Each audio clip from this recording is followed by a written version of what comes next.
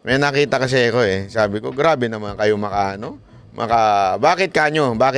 Ganito ang picture na lumabas. Kasi, Solicitor General daw siya. O, ayan. Bakit?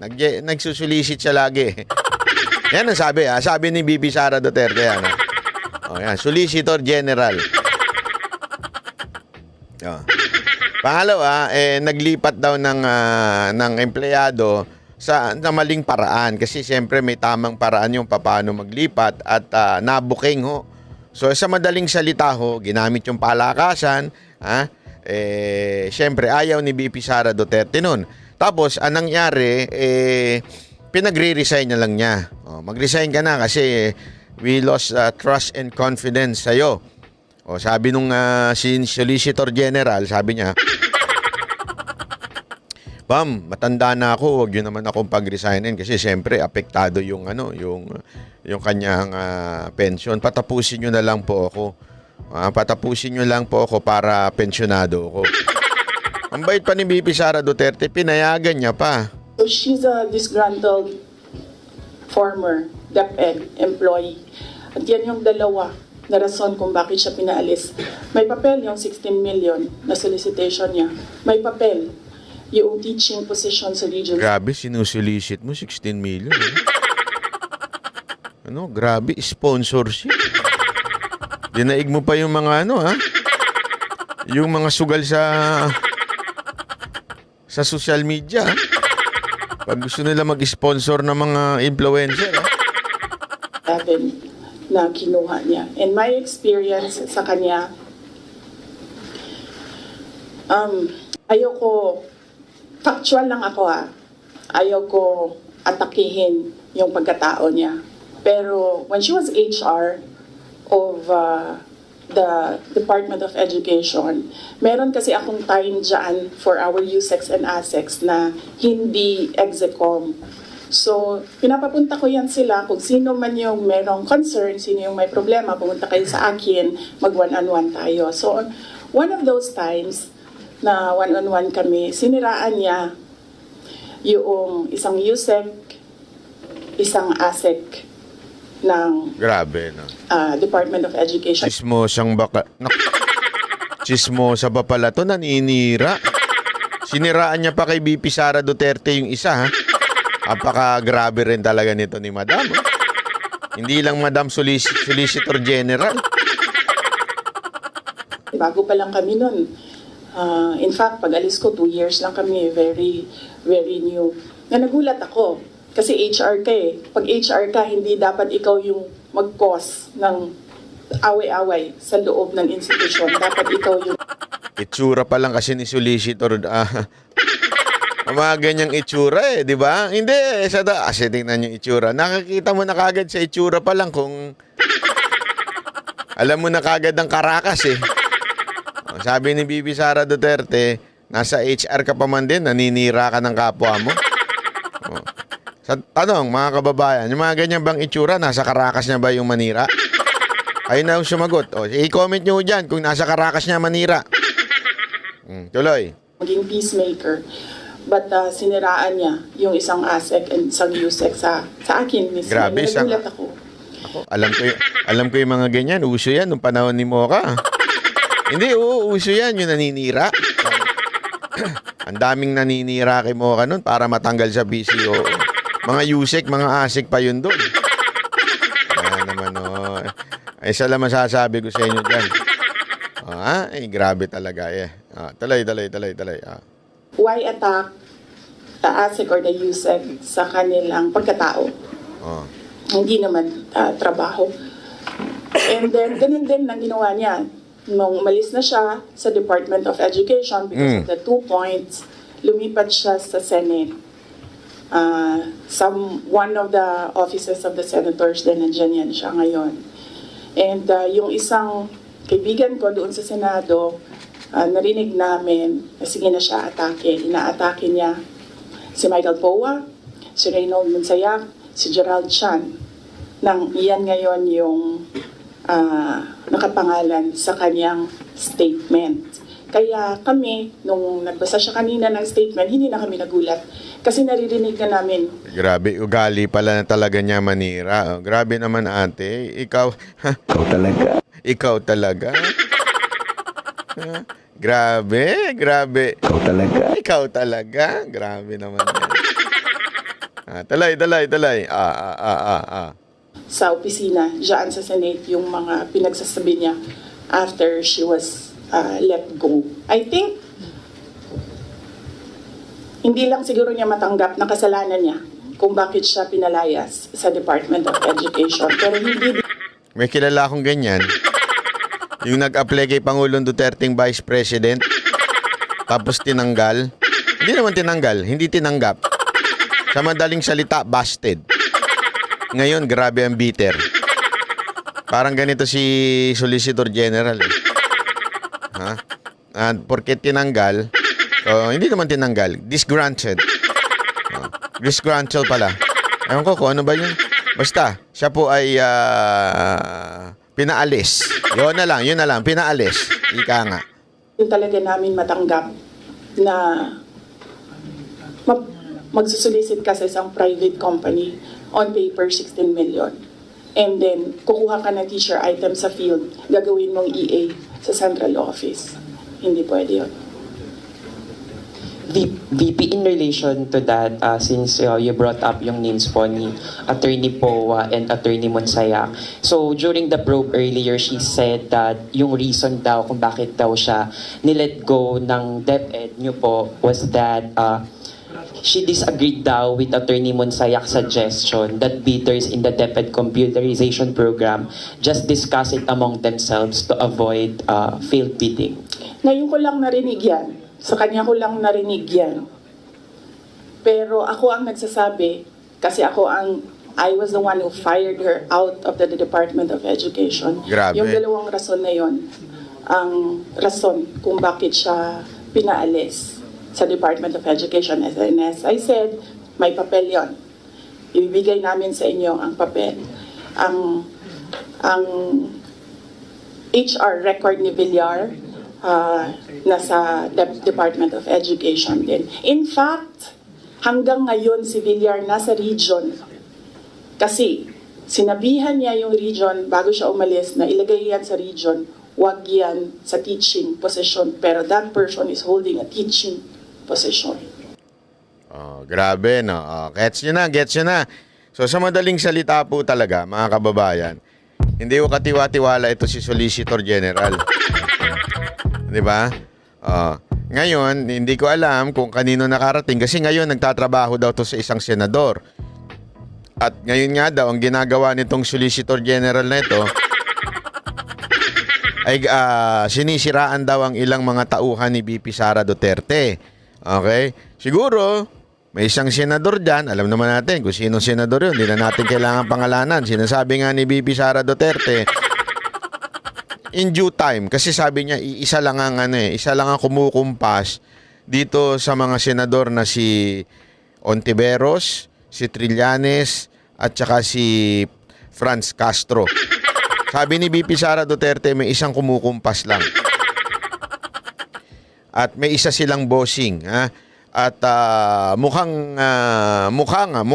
na itong si Solicitor General ay nautusan na alam mo yun, maging witness laban dito kay VP Sara Duterte para sa kanyang para naman alam mo na yun, para masira kasi siyempre kung ikaw ga naman tinanggal ka sa alam mo yun, tinanggal ka, sabihin na natin tinanggal kasi pinaalis siya to resign, okay, to mag-resign, pero ang talagang doon, tinatanggal ka kasi nga may mga bad record ka na.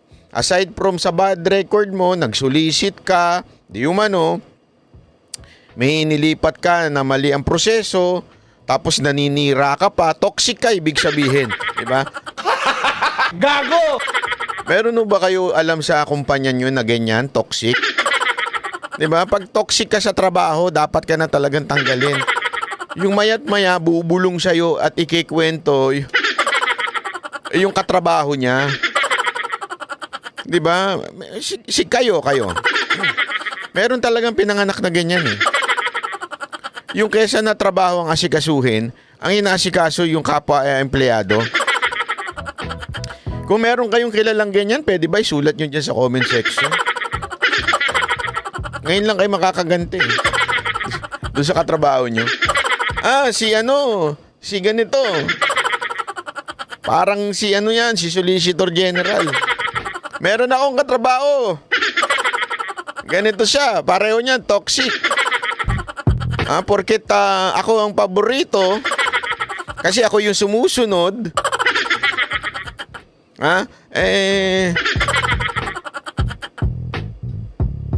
Sisiraan ko na.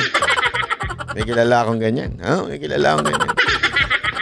Kasi alam mo minsan ang mga boss minsan kung sino yung masunurin, kung sino yung loyal doon sa trabaho, kung sino yung tapat sa kanyang trabaho at masipag, yun ang pinapaboran. Naturalmente.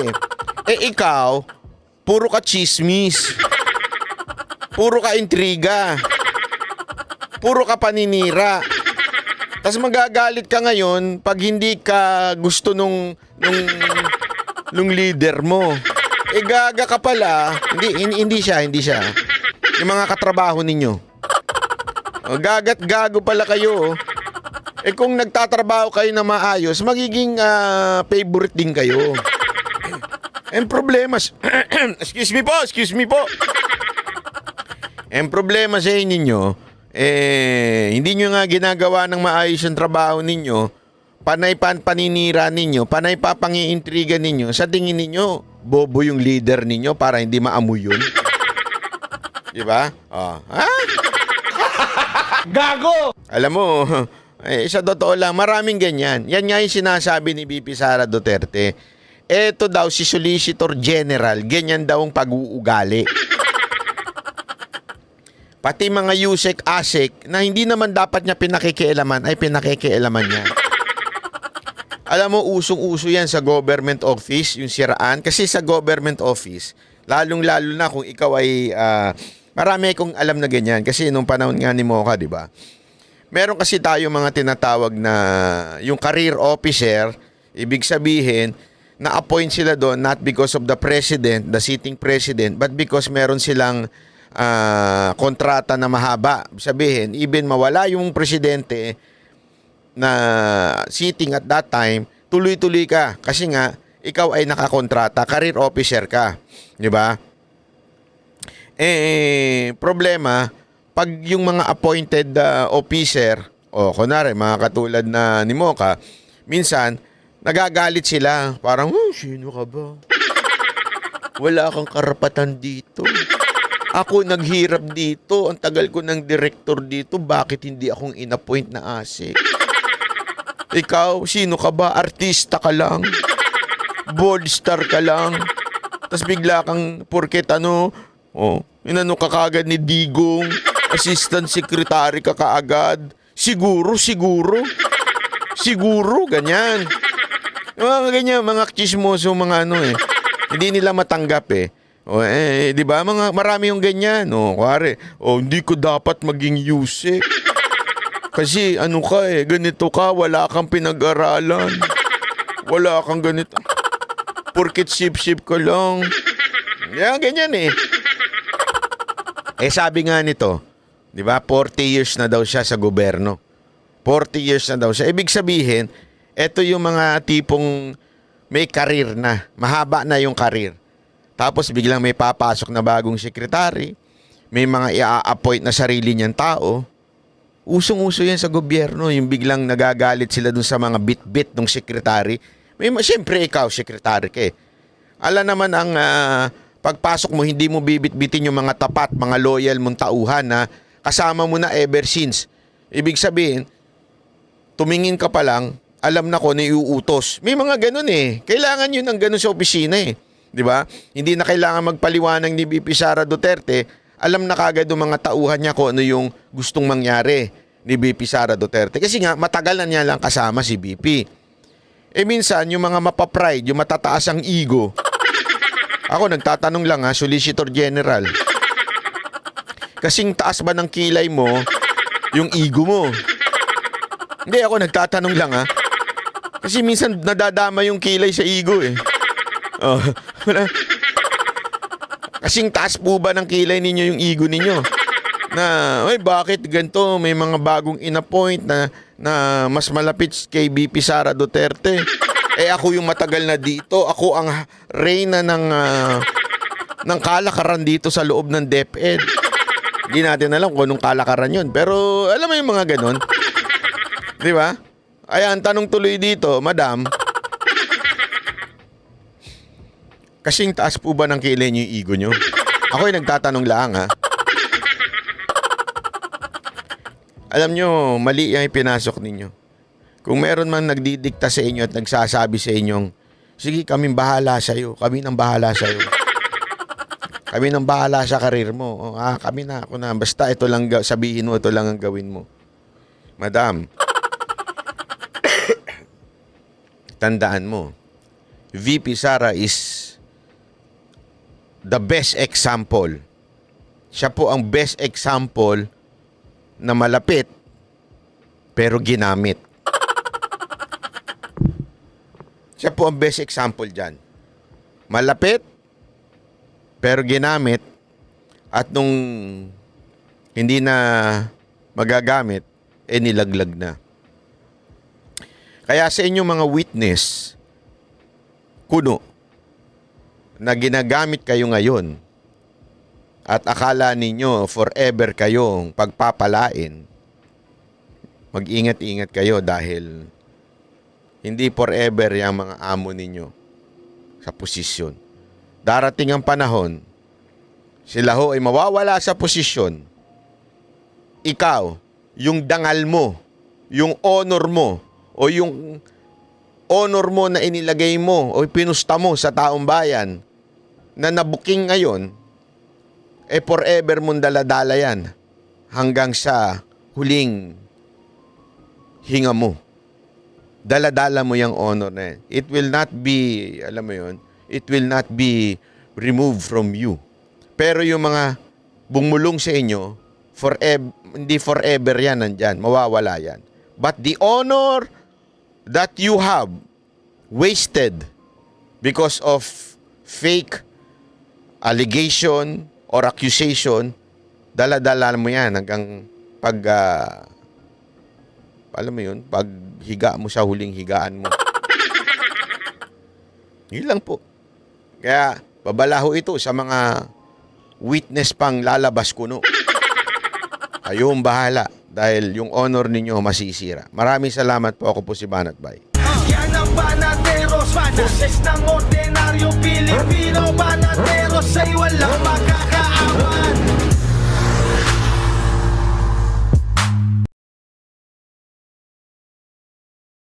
Hindi naging effective. Yung pag-deliberate sa budget at kahit doon kay Chihuahua, doon sa committee ni Chihuahua, hindi rin po naging effective. So ngayon sila naman po ay naghahanap na naman ng bagong issue. At ito naman, meron na naman silang bagong tinanim na tanim witness, ha? At ito, papatunayan ko sa inyo na sablay ho itong tanim witness na ito. Itong tanim witness na ito na ginawa ng kamera ay talagang namang kahiya-hiya dahil tablado sa lahat ng anggulo. Ipakikita ko sa inyo at sa dulo, naku po, yari. Sa dulo, sasabihin natin kung paano ho inilagay sa kalalagyan etong si tanim witness, ha? Pakinggi. Panoorin natin, ha?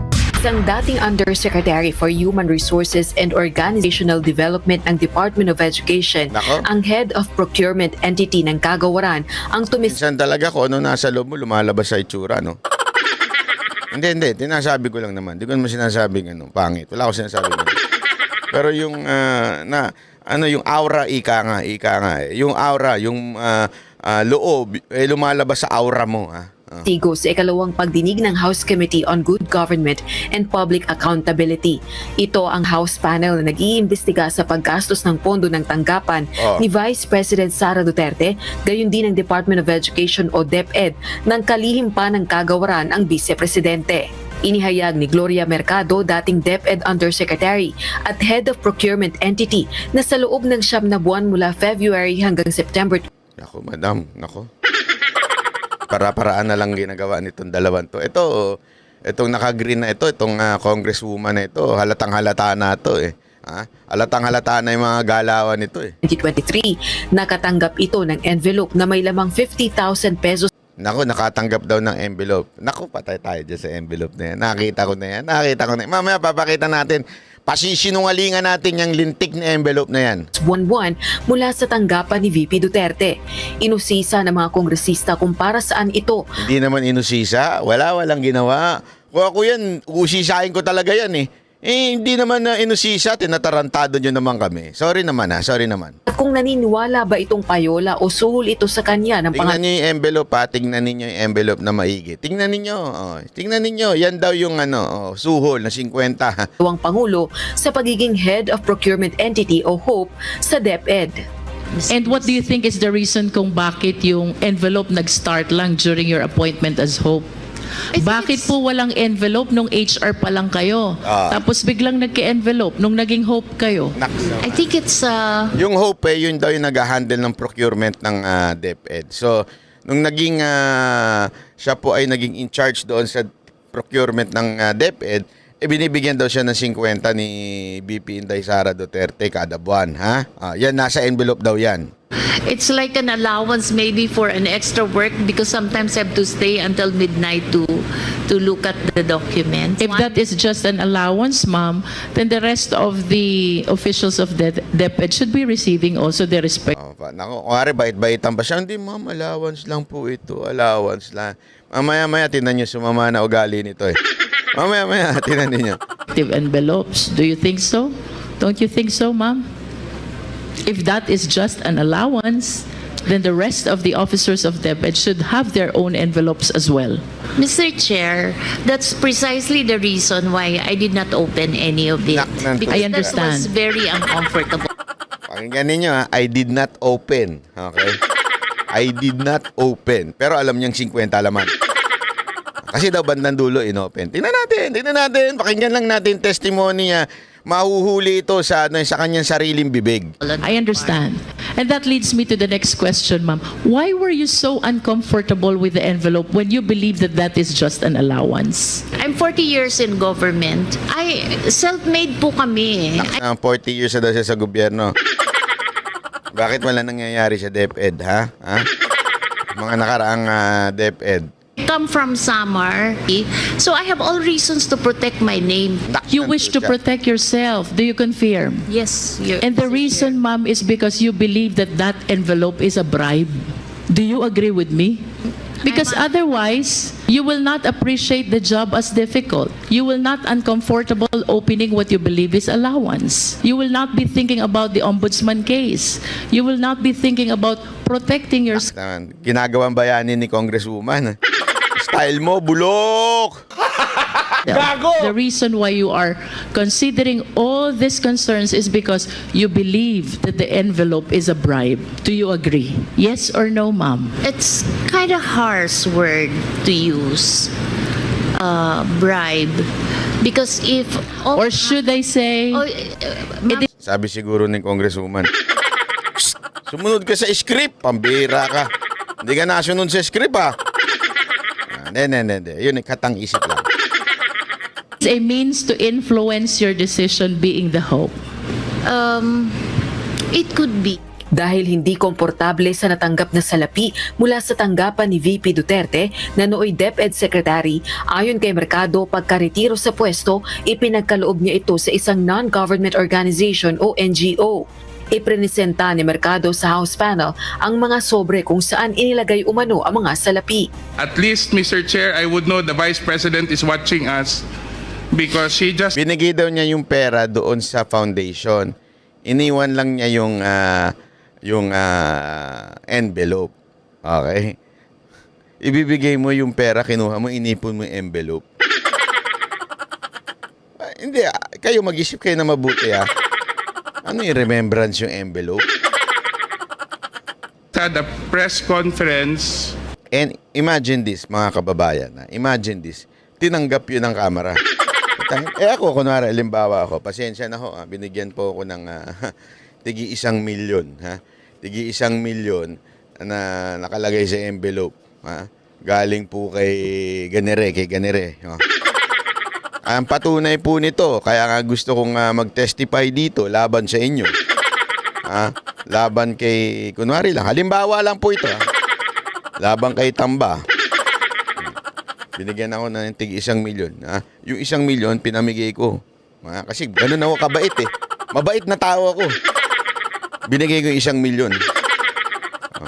Tapos inipon ko yung envelope. As a remembrance ng 1 milyon. Tapos ipapakita ko sa inyo ngayon, di ba? Your Honor, these are the envelope, ha? Na pinaglamanan ng 1 milyon. Ha? Ito na po yung katunayan. Ito na yung katibayan. Ito na po yung ebidensya, yung envelope. Sana man lang sininghot-singhot nung congresswoman. Paamoy nga nung envelope kung amoy 1 milyon. Hindi.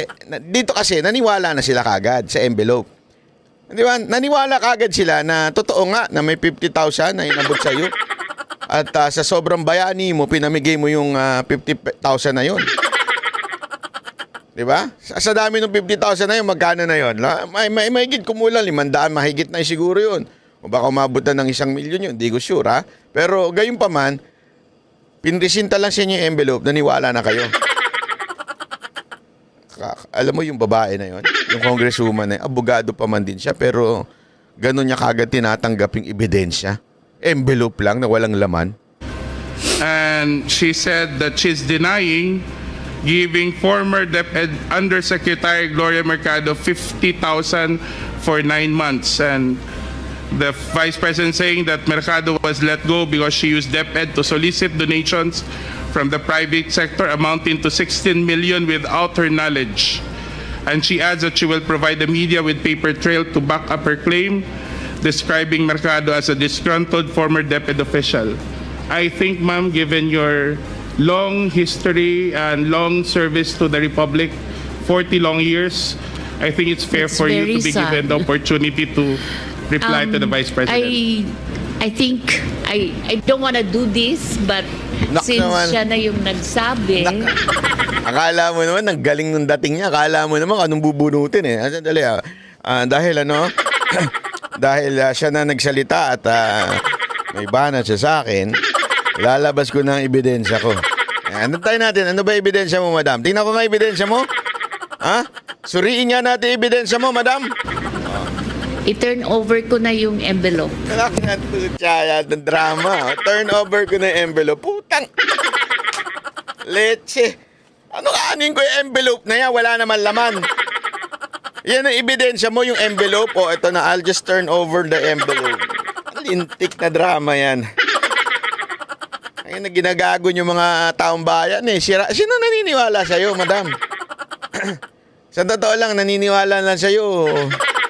Sigurado ako may tama. May salti ko yung naniniwala sa'yo, madam. Sigurado ako.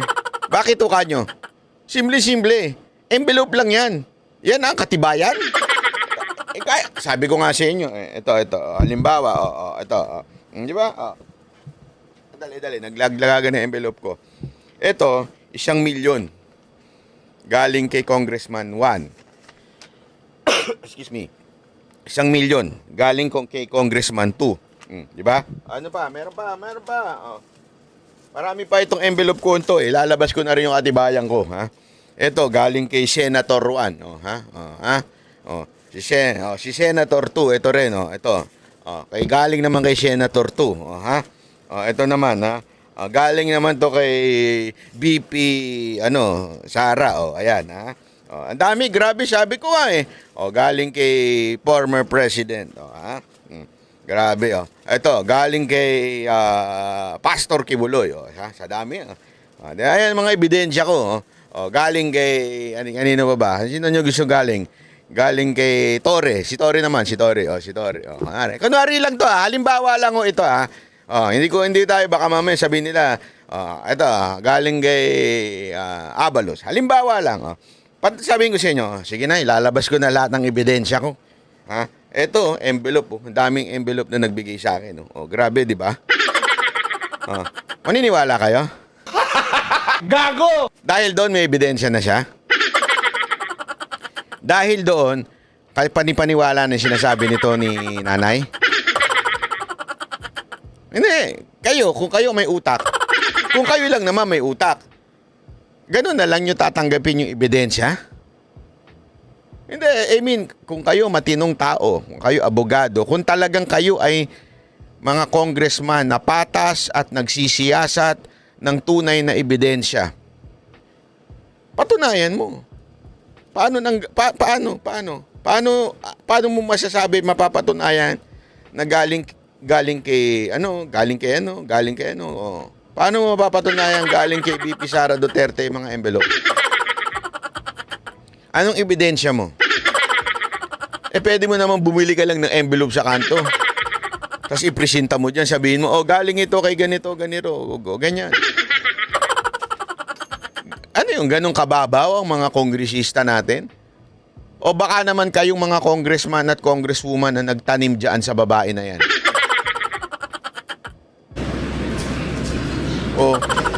May drama pa eh. Kunwari, ganun pa yung pagbumukha niya eh.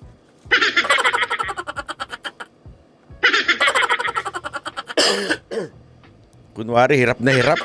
Wala naman laman yan. Sana kung may laman yan, hirap na hirap mo isuko. Isusuko mo, envelope. Nagagagawan ba't? Envelope lang po yan, ha? Naipamigay niya na yung pera. Bakit? Yung isipin mo, tapos ito namang camera. Pakikuha. That would be accepted as an evidence. Envelopes where the money was. Comsec. So it's 9 envelopes. Kuha po yung 9 envelopes. So envelope. it says hope and the amount is there. Kasi ang sakit naman nun, ordinaryo lang akong trabaho. Ayan na. Paawa effect na si madam. Ang sakit naman nun, ordinary lang ako, vice president siya. Huhusgahan niya ako, hoy, te! Hindi lang ako makapagsigaw ngayon dahil masama pakiramdam ko, ha? Ang sama naman nun, huhusgahan ako ng vice president. Te, ikaw ang unang humusga. Sumagot lang yung vice president sa'yo. Tigil mo nga yung drama mo. Drama nito. Tapos, inano ka ng vice president. Naano ka ng vice president? Ordinary yung tao lang ako, tapos inaano ka ng vice president. Sino ba unang humusga? Sino ba unang pumunta dyan na nagpuputak? Nagkataon lang, merong mga ebidensya laban sa'yo na pinresinta ang vice president. Ay, nako. Diba? It's very painful. Samantala, inihayag din ni Mercado sa pagdinig na pinagbibitiw umano siya sa pwesto noong October 2023. Ito ay matapos niya umanong questionin ang procurement process kaugnay ng DepEd computerization program. Gayunman, tumanggi itong magbitiw sa pwesto at nag-voluntary retirement siya. Ang aligasyon naman kaugnay ng procurement process sa DepEd computerization program, pinabulaanan ng dating Assistant Secretary for Procurement ng DepEd at naging tagapagsalita ni VP Duterte na si Attorney Reynold Munsayak. I was approached, by Attorney Munsayak, and he suggested in the presence of other officials who was with me that the bidders should just discuss among themselves. Mag-usap-usap na lang para hindi masayang yung pera ng 2023. I firmly asserted that the procurement must be implemented and conducted in strict adherence with the rules. The timing of my meeting with Ms. Zulaika struck me as more than coincidental. It gave me the impression that my candid responses was the real reason behind the push to relieve me of my office. Una ho, wala akong dahilan o interes o inklinasyon na magbigay ng isang illegal na order sa isang publikong lugar na may mga tao na hindi ko man lang kilala. Ang naaalala ko po dyan, Si Resty po ang kausap ko. Sabi ko, ano ang plano nyo dyan? Kasi kung itutuloy nyo yung post-qualification at maglalaps yan, hindi na aabot yan sa December 2023. So, mag-decide na kayo kung ire-rebid nyo yan. Kasi kung ire-rebid nyo yan, hindi masasayang yung pondo, mayu-utilize pa yan bago mag-end yung 2023. Muling binigyang diin ng chairperson ng House Committee on Good Government and Public Accountability na hindi politika ang layo ng pagdinig kaugnay ng paggastos ng pondo ng OVP at ng DepEd sa ilalim ni VP Duterte na may mga puna o findings mismo ang Commission on Audit o COA, kundi imbestigahan ang potensyal na maling paggamit ng kaban ng bayan na anyay pasok sa pandarambong o plunder. I must stress at this point that the sheer vastness of these potentially misused funds sets this matter apart from other instances of irregularity and disallowance. These amounts easily surpass the threshold for the crime of plunder under our laws. Kaya nga po napaka-importante na may presence po dito sa inquiry from their side, from the Office of the Vice President. Para po, pag hindi ka kasi sumagot, minsan nagiging totoo na yung mga akusasyon sa'yo eh. Ganun talaga yun. So kailangan mong lumabas sa sariling bibig nito ni pagka hindi ka sumagot, ibig sabihin nun parang totoo na yung mga akusasyon sa'yo. So kahit hindi totoo, diba? Ito, isipin nyo So ang intention, kung hindi ka sumagot, parang totoo na. So damihan nyo lang ng damihan ng akusasyon hanggang magsawa si BP Sara Duterte na sumagot. Di ba? Para, ano mangyari? Magmukhang totoo. Pero ang tanong, totoo ba? Ito, sagot. Ikaw na sumagot. President. Para po, pag hindi ka kasi sumagot, minsan nagiging totoo na yung mga akusasyon sa'yo. Kapag hindi ka sumagot, nagiging totoo na. Pag hindi ka sumagot, nagiging totoo na. So, ibig sabihin nun, hindi totoo. Nagiging totoo lang kasi hindi sumasagot. So, kaya nga, ang gagawin ninyo, lahat ng paratang, ibabato ninyo para magsawa ng sumagot, tapos sasabihin ninyo, kaya hindi sumasagot kasi totoo. Diba? Gago! Nahuhuli ka sa sarili mong script, sir. Nahuhuli kayo sa sarili ninyong mga bibig. Ganun talaga yun. So kailangan mong, kaya ka nga po may forum dito para mabigyan po lahat ng tsansa ng equal opportunity na magsalita at ipaliwanag po yung mga problema sa concerns na hinaharap ng agent. Bukod sa 2022-2023 confidential funds ng OVP, may motu proprio inquiry din ang House panel sa umano'y pagpalya ng DepEd sa ilalim ni VP Duterte na Grabe, no? Yan lang ginagawa nila. Punahin ng OVP, punahin ng DepEd. Lahat sa mga yan, sabi nga ni BP, wala nang nagagawang trabaho dahil sa kapupunta dyan sa Congress. Pero yun lang ang target nitong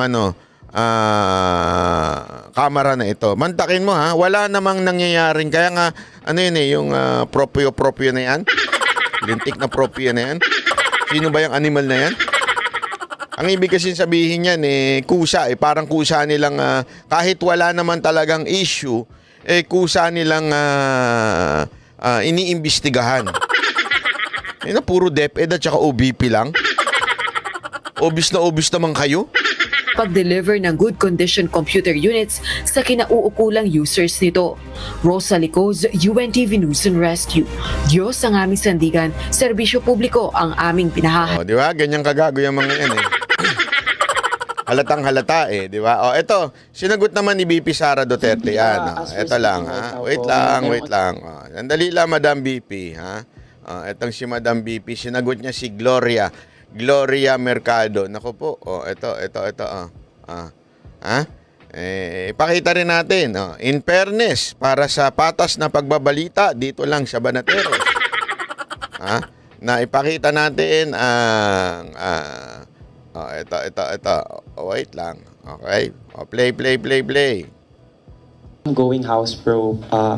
Actually, minutes ago, former DepEd Undersecretary Gloria Mercado says you gave her envelopes containing 50,000 each from February to September 2023 when she was with Hope or the Health Orchestrate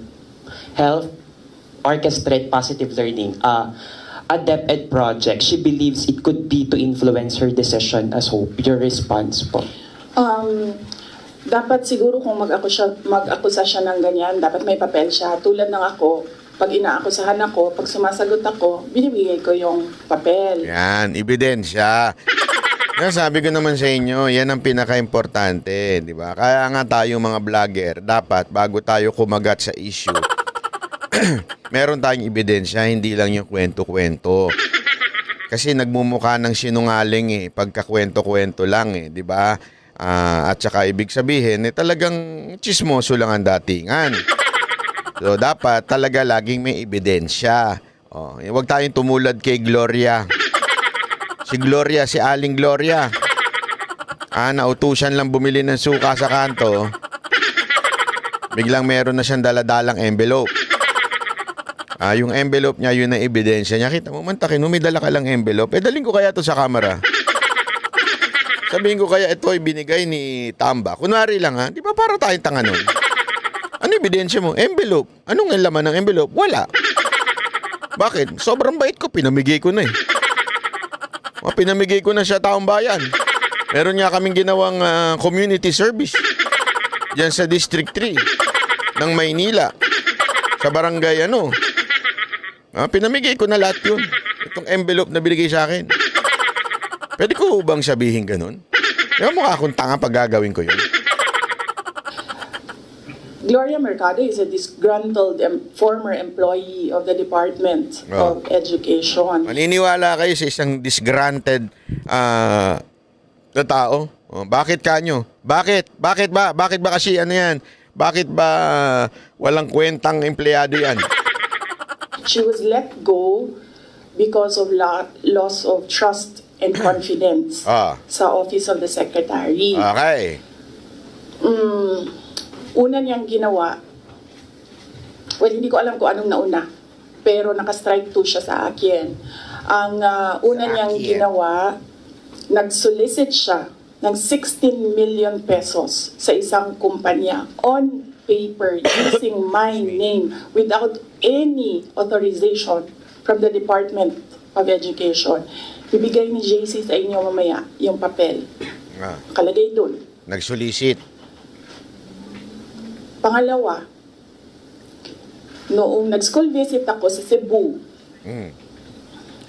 May lumabas na niyan may ebidensya ng pinresenta ang Office of the Vice President Yan ay may papel na, may papel na po yan na sinasabi na talagang nag-solicit at pirmado mismo ni Gloria. Di umano. Yun ang sabi ni Office of the Vice President. Merong lumapit sa akin na teacher. Sabi niya sa akin, Inday Sara, masakit sa loob namin na mga teachers kami na nasa field. Tapos merong humahawak ng teacher items na wala dito sa aming probinsya o wala dito sa aming region. So, pinakwento ko siya. Iyon naman yung purpose ng aking mga school visits, di ba, sa iba't ibang lugar naman sabi ko, one-on-one tayo, kwento mo lahat sa akin. And then it turned out, ang HR mismo ng Department of Education, our Undersecretary, took a teacher item from Region 7, nilagay niya sa central office for a non-teaching task. Ginawa niyang executive assistant. Grabe. Ang apelido nun, Villar. Meron niyang paper trail. So, nung bumalik ako sa central office, tinanong ko, totoo ba na meron tayong teacher item galing sa Region 7 na nandito sa atin? Totoo daw. Nasa HR. HR pa. Mismo ang gumawa ng parang injustice sa teachers namin sa field. So on that second point, hindi ko na pinalampas. Yan. Sinabihan na siya na there is a loss of trust and confidence. And you should go. And then she said na, pwede bang mag-retirement na lang ako instead na paalisin ninyo ako. Kasi ang tagal ko na, matanda na ako. And then sinabihan siya, okay, sige. You go. Grabe, no? Bait pa man din ni VP Sara Duterte, no? kesa na di ba pinagre-resign niya na kasi nakadalawang nakadalawang kagaguhan na ika nga. Na pareho ay merong ebidensya. Meron ng papel na lumabas dyan na talaga nga namang una yung nagsusulisit, kaya nga may tawag sa kanya siya po ang Solicitor General. Bakit? Nagsusulisit Hindi, meron ako nakita nakakatuwa sabi ng picture na to Solicitor General. Ito, papakita ko lang sa inyo, ha? May nakita kasi ako sabi ko, grabe naman kayo